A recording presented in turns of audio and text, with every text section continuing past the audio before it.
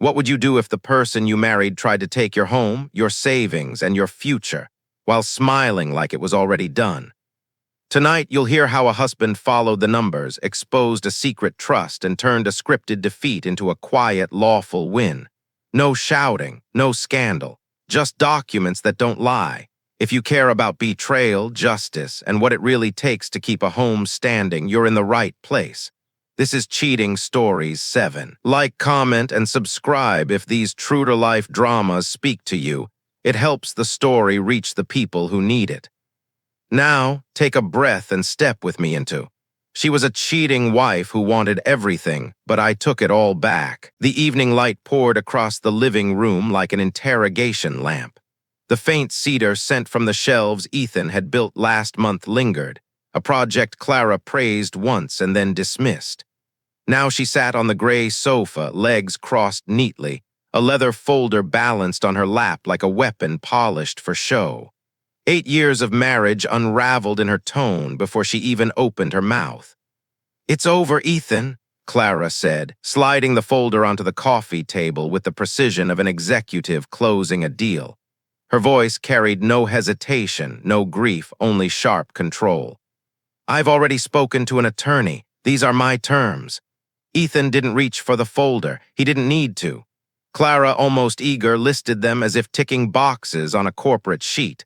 The house, 70% of their shared savings, spousal support for 5 years. Every syllable dripped with certainty, the certainty of a woman convinced she was already stepping into a brighter, richer life.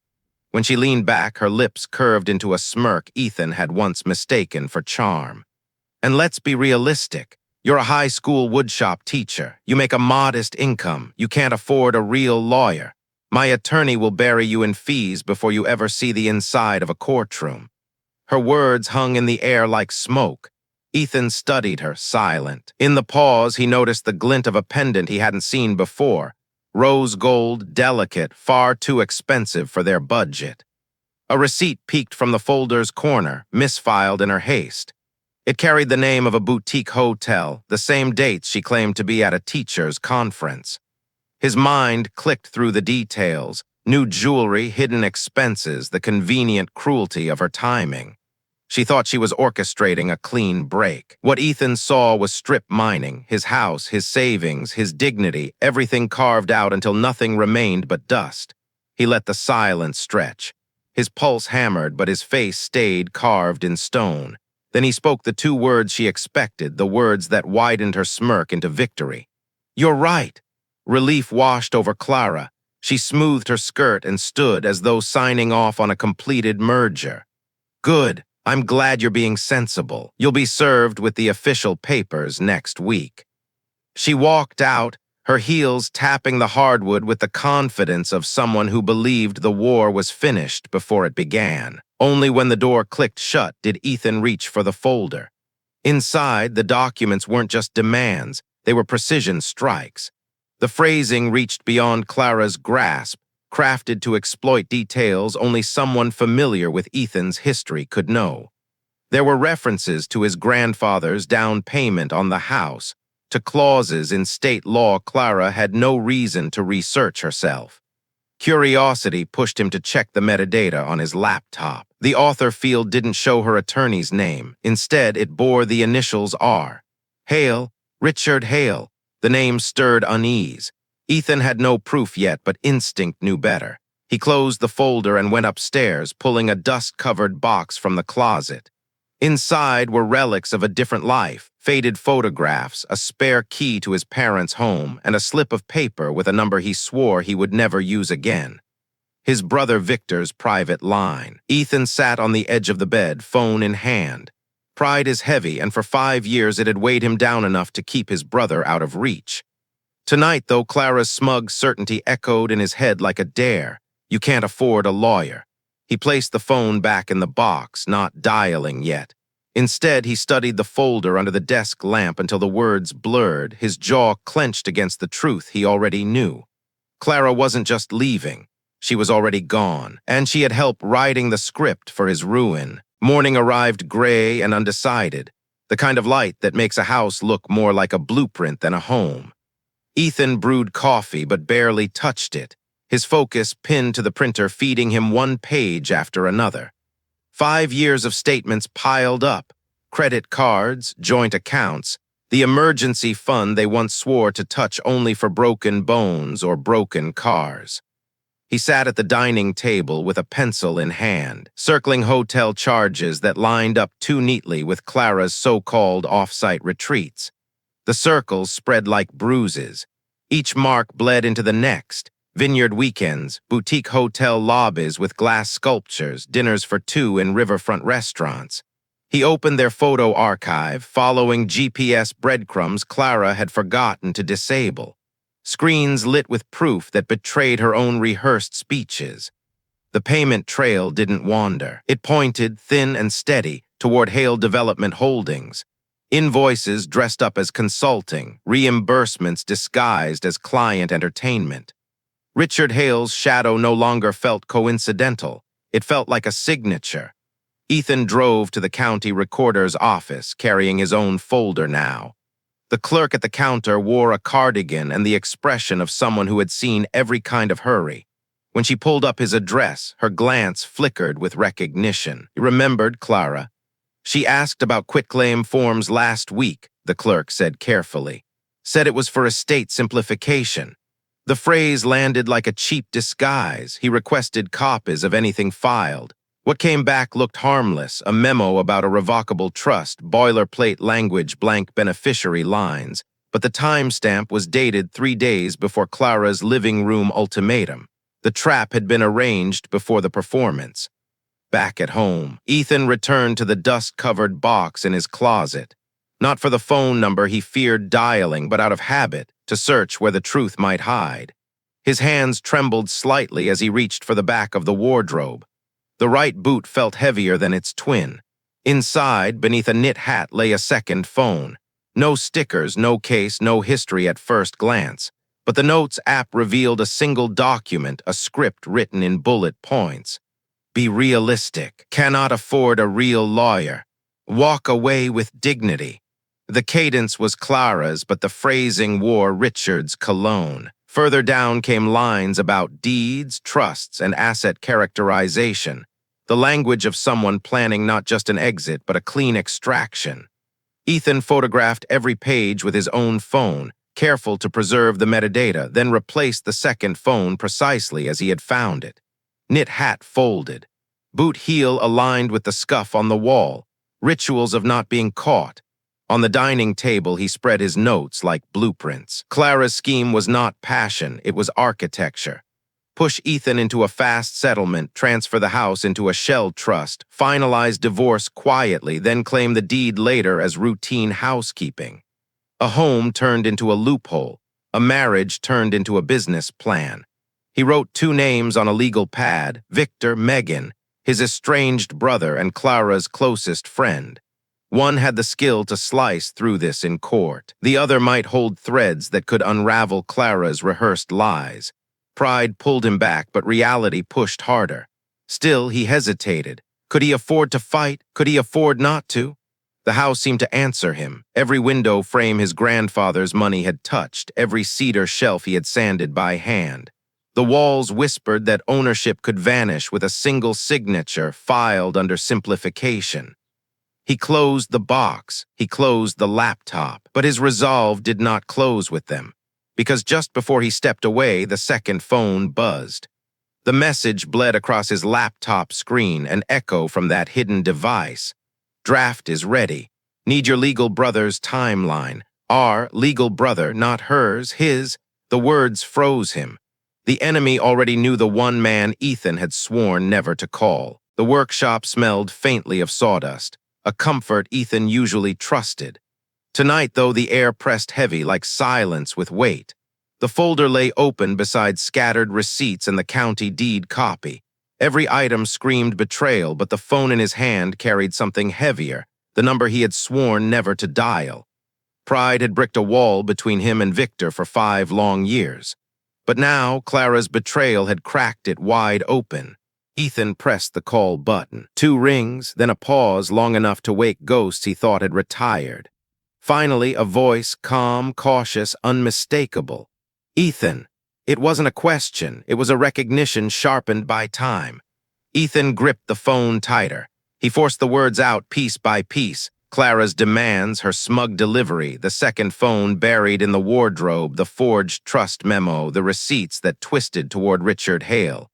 Victor didn't interrupt. He listened like a surgeon examining a wound, precise and merciless. When Ethan finally fell silent, Victor's answer cut clean. You do not negotiate, you sign nothing, you text no one. From this moment forward, you are mute unless I tell you otherwise. A buzz hit Ethan's phone before he could reply. A checklist arrived, freeze requests, preservation letters, procedural steps to keep him alive in court. Ethan had expected cold professionalism. What came next was different. Richard Hale, Victor said, voice grinding like steel on steel. I know him. Ethan blinked. You what? Victor's laugh carried no humor. Years ago, he tried to poach a client under the table. He thought I'd fold. I filed a quiet complaint that nearly gutted his firm. He covered it, but I've been watching him ever since. Careful, yes. Clean, never. The pieces locked together. Clara's so-called lover wasn't just a wealthy opportunist. He was a predator Victor had already faced. They laid out a plan. Ethan would walk into court alone, looking beaten, a man hollowed out. Clara's lawyer would underestimate him. The judge would see easy prey. And then when the stage was perfectly set, Victor would enter, not just with filings, but with timing sharp enough to change the weather. Before hanging up, Victor added one more order. Megan, Clara's friend. Find her, approach gently. If she's smart, we'll give her a clean exit. If she's not, we burn her too. The next day, Ethan met Megan at a quiet coffee shop. She arrived tense, arms crossed, eyes darting, under the weight of possible perjury, and the promise her name might stay out of filings. Her defenses cracked. She admitted the affair had been going on for 18 months. She confessed Clara had rehearsed her realistic speech word for word. And then she revealed something Ethan hadn't even suspected. Clara had prepared a fabricated prenup draft, post-dated to look older than their marriage, ready to flash in court if cornered. By the time Megan slid the last note across the table, Ethan felt two reconciliations taking root, one with the truth and one with his brother. Pride had built a wall. Betrayal had torn it down. The courthouse air was sharp, cold enough to turn paper stiff in the hand. Ethan sat at the defense table, his eyes fixed on the grain of the wood as if it were a shoreline before a storm. Across the aisle, Clara looked flawless in navy, her posture upright, her briefcase gleaming like a trophy polished for show. Her attorney leaned back, confident, the smile of a man who thought he had already priced his victory. The bailiff's call cut through the room. The judge entered, composed, her presence squaring the corners of the courtroom. Miller versus Miller, she announced. Appearances. Clara's attorney rose first, his practiced voice smooth, introducing himself with an air of inevitability. He glanced at Ethan with the kind of pity meant for easy settlements. Ethan stood only to state his name, hearing it sound small, then sat again. And then the heavy doors at the back opened. The sound didn't belong to hinges, it belonged to timing. Heads turned. Recognition rippled across the room. Victor Miller walked forward without hurry, tailored midnight suit, briefcase clicking into place. He set it on the table beside his brother with a precision that silenced the aisle. A steady hand landed on Ethan's shoulder. Good morning, Victor said, calm as if 5 years of silence between them had never existed. Then to the bench, Victor Miller for the defendant, Your Honor. The shift was instant. Clara's certainty cracked like glass. Her attorney's smile faltered, then died. Victor declined their generous proposal in a single sentence that carried no heat, no excess. He slid a motion across the table, a stack tight as a blade. Discovery, he said simply, letting the word do its work. Inside was everything. 5 years of financial records, device histories, communications with Hale Development, metadata of the supposed prenuptial draft, records of recorder's office inquiries. And, attached at the end like a fuse, a proposed protective order extending not just to the parties, but to any third party reasonably believed to be acting in concert. Richard Hale's initials hung in the air without being spoken.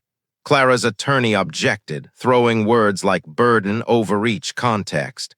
But his tone thinned, each phrase sounding less like command and more like defense. Victor never raised his voice.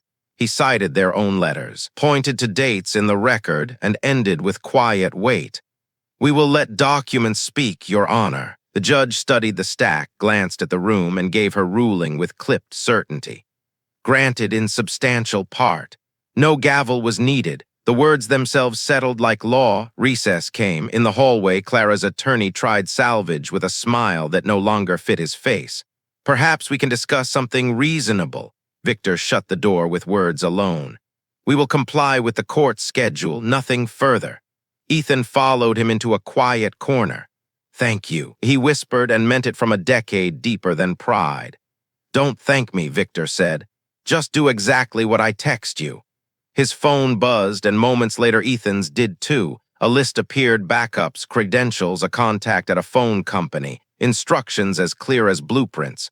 No speeches, no victory laps. We're not scoring points. We're building a record. Back in session, the proceedings moved with mechanical pace. Preservation letters acknowledged, deadlines carved into the calendar. The judge reminded both parties that data destruction would be treated as the kind of silence that screams. Clara did not look at Ethan, and when she finally did, her eyes were a script suddenly missing pages. By late afternoon, they stepped into wind sharp enough to tug at ties. Clara stood with her attorney at the courthouse steps, speaking fast with a still face. Richard was nowhere. Victor touched Ethan's elbow and guided him away. "Home," he said. "Wait for my text, and if she calls, you do not answer." At home, the house exhaled the quiet of earned reprieve. Ethan removed his jacket, opened his laptop. 2 emails landed almost together. The first from Victor: "Phone company subpoena acknowledged, expect preliminary data." The second from a bland compliance address. Attached was a table. At first glance, it was nothing, columns and codes. But then the names lined up: shared Apple ID, device nicknames, and a linked storage folder labeled RH, estate docs. The initials were confirmation enough. Anger rose in Ethan, not like fire, but like a tide, slow, cold, impossible to resist. He forwarded the file to Victor with nothing in the subject line but the folder name. Moments later, a text arrived. "Don't gloat, build." He set his phone down, letting the words settle. Revenge would come, but not as theater. It would come as arithmetic, as a record laid brick by brick until the walls could no longer stand. The house was quiet, but not empty. For the first time in weeks, it felt like a witness, not a target. The deposition room smelled faintly of stale coffee and legal pads, the kind of space built to squeeze truth out of silence. Megan arrived early, fingers laced tight until her knuckles whitened. She looked smaller than she had at the coffee shop, her bravado stripped by the weight of sworn testimony. Victor began gently, his voice calm but exacting, laying the foundation like a mason setting the first stone. Dates, places, first mentions of Richard, first gifts that a teacher's salary could never justify. Megan answered without flourish, the truth spilling plain. The vineyard weekend, the boutique pendant Clara swore was sponsored. The hotel lobby with its glass sculpture. Then she admitted what Ethan already suspected, that Clara had rehearsed her living room ultimatum word for word, testing her tone like an actress in front of a mirror. Be realistic. Walk away with dignity. Lines designed to turn betrayal into strategy. Victor didn't gloat. He simply marked a page tab, the same deliberate color he had used before, and pressed forward. Near the end, he slid across the trust memo. Megan's eyes fixed on the timestamp, then on her own memory. "She called it estate housekeeping," Megan said. "She said it was smarter if the deed never had to be argued during divorce." The court reporter's keys ticked that sentence into permanence. 2 days later, Richard Hale took his seat. He arrived polished, cufflinks heavy enough to anchor a yacht, smile curated for cameras that weren't there. The first hour was all surface, titles, corporate structures, the noble weight of development. In the second hour, Victor changed the weather. Receipts began to arrive, each one a small tide. jewelry purchased by accounts tied to marital funds, wine country retreats billed as corporate outings, flights triangulated with Clara's second phone. Venmo notes that read like jokes between thieves, each document stripped polish from Richard's posture. "Are you asserting adultery?" Richard tried, voice brittle. "I'm asserting theft," Victor said, placing a spreadsheet down with surgical precision. Numbers marched across the page, siphoned funds, mislabeled reimbursements, totals that refused to blush. At the far right column, a single word, bridge. Richard stared at it as if silence might erase it. But silence in that room only amplified the math. Finally, he exhaled. Liquidity trouble. A condo project delayed, costs ballooning. Clara's idea, he muttered, was the bridge, the siphoning of marital funds into his failing empire. "Take what's hers anyway," Richard admitted softly, as if volume could disguise motive. He spoke of parking the house in a shell trust to avoid messy optics, as though language could disguise theft. Victor leaned back, eyebrow raised. "Parking," he repeated, turning the word into its own confession. The deposition ground on. Richard tried pivots, half-denials, a feigned indignation that didn't stick, but metadata told a cleaner story. The prenuptial draft, backdated, elegant, fraudulent, had version history stamped with last month's date. Metadata doesn't lie, and it didn't lie for him. By the end, Richard's handshake was hollow, a glove without a hand inside. His swagger had fled the room, leaving only paper and silence. Later that day, Clara's attorney called Victor with an offer wrapped in cheer. A reset, he called it, a settlement that could spare everyone embarrassment. Victor looked out the window at nothing in particular. His reply was a single word Ethan had never heard him use in business because it needed no argument. "No." Ethan sat across the table, still and quiet, watching his brother transform betrayal into structure. "The bridge column is the spine," Victor said softly. "It ties motive to method. We don't need scandal to win. We need arithmetic."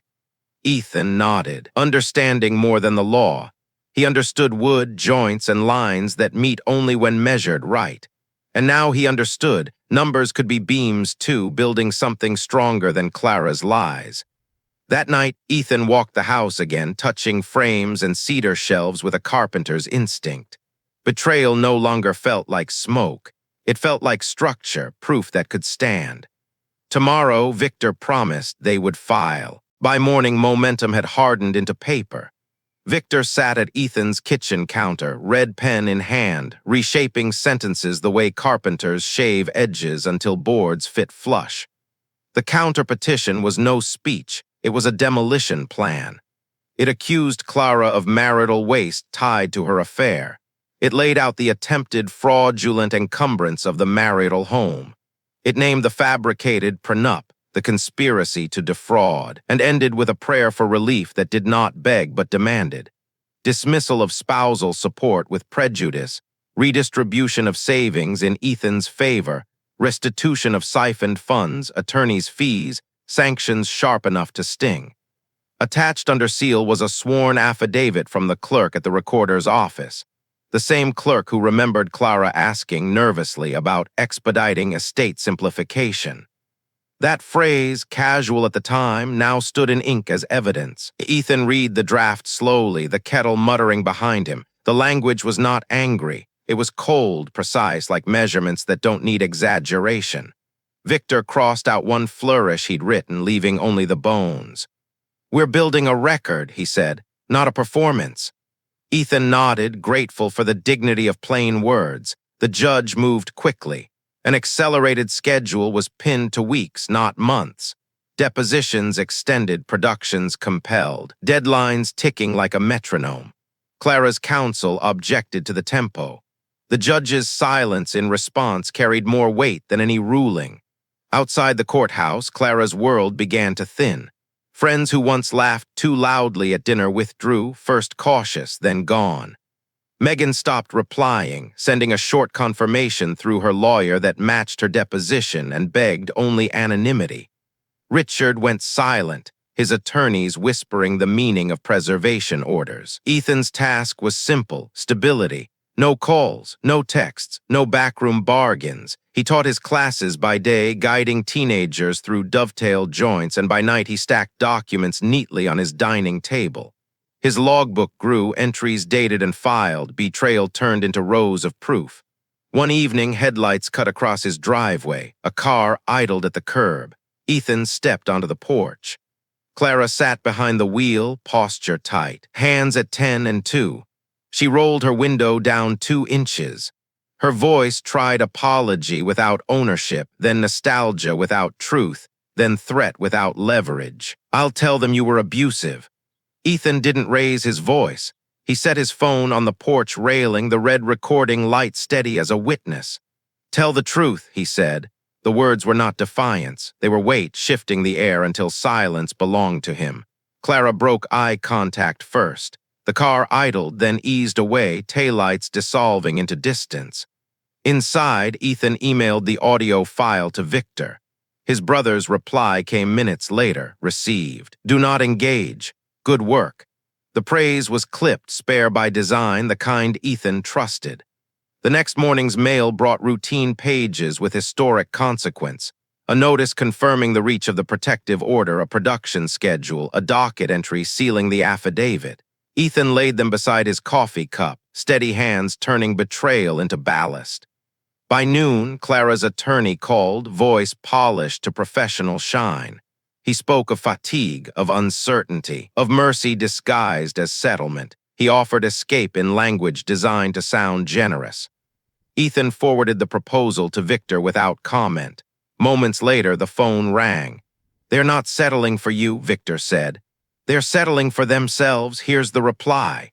Restitution first. Fees awarded, not debated. Dismissal with prejudice, not delay." Ethan listened, and for the first time in weeks, he felt something settle inside him. Not anger, not relief, but alignment. By afternoon, the counterpetition was filed, barcodes stamped into the record. Ethan closed his laptop and reached for a sanding block, smoothing the cedar shelves out of habit. He thought of Clara rehearsing her lies, Richard calculating his bridge, and the phrase estate simplification forced to confess its real job. That night, the house did not feel like a target. It felt like a witness. And Ethan, walking its quiet halls, felt like a man learning to breathe in walls that would stand. The final hearing began without spectacle, which was its own kind of drama. No reporters waiting for scandal. No curious neighbors. Only the scent of dust and binding glue, a judge who preferred sentences with bones, and 2 tables arranged like rival workbenches. Ethan sat straight, his hands folded, eyes resting on the grain of the defense table. Beside him, Victor radiated calm, the kind of tide that knew the shoreline would move. Across the aisle, Clara appeared in steel blue, her posture rehearsed, her expression arranged. Her attorney shuffled papers with the flourish of a man confusing motion for momentum. When the case was called, the judge didn't ask for opening statements. Victor didn't offer one. Instead, he opened a binder grown heavy with weeks of truth and walked the court through its pages. He laid out a straight line. Diversion of marital assets documented in bank statements, card logs, Venmo jokes too smug to be clever. The trust maneuver drafted before Clara's ultimatum, with a beneficiary line absent in the public copy but betrayed in the metadata. The prenuptial draft, pretending to be older than the marriage yet carrying a version history stamped just weeks ago. Victor never said adultery aloud. He didn't need to. Math and metadata spoke more loudly than scandal ever could. Clara's attorney tried to soften edges, framing fraud as misunderstanding, intent as context. He leaned on tone, pressure, estate simplification, but the judge's gaze never blinked. She reread, and when the room emptied of excuses, she began to speak. Her ruling came in segments, steady and irreversible. Spousal support denied, dismissed with prejudice. The marital home awarded to Ethan, free of encumbrance now or later. Restitution ordered, siphoned amounts credited back to Ethan's share, deducted from Clara's. Attorney's fees and reasonable costs awarded. And then the smallest line carrying the sharpest weight, a finding of attempted bad faith manipulation of assets. Any future misconduct would invite sanctions severe enough to be remembered.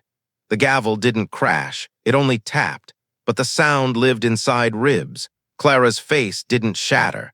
It folded, quiet as paper prepared for a different use.